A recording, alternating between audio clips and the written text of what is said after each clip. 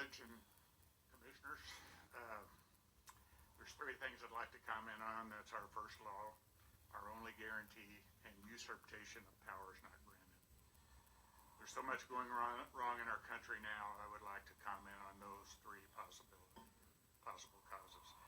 Perhaps the best place to start is at the beginning with the first three sentences of our first law.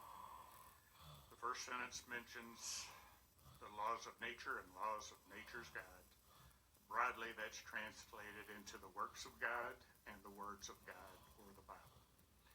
When the Constitution was written, the design was to protect these God's works and God's words.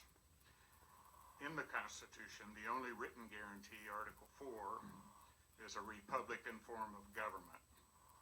That Republican form has been usurped by the rule of law enemies that tend to use the term our democracy. Can anyone on this bench, anyone in this audience, or anybody looking on TV, please tell me where the term our democracy began? Democracy is mentioned nominally a dozen times in the Federalist Papers, and each time is a warning of its shortcomings or its dangers. Nowhere in our founding documents or in the U.S. Code up until the 1920s is the word democracy even mentioned. Madison was fearful about democracies due to their short lives and bloody endings. In short, democracies are mob rule at the expense of minority rights. This is opposed to the Republican form, which yields the rule of law and minority rights. It seems to me that the crux of our problem now is that those who profess with those who profess a democracy.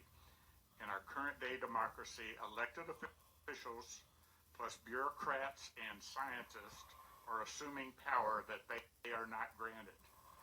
Governors, agency bureaucrats, and scientists cannot make laws. They cannot force people to wear masks, force people to shelter in place, force people to pay fines, force people to go to jail, or force businesses and schools to close without a law.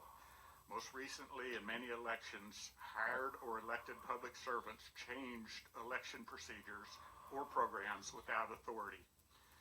This has resulted in mass public confusion by those in the media and the Our Democracy crowd that think this election is over.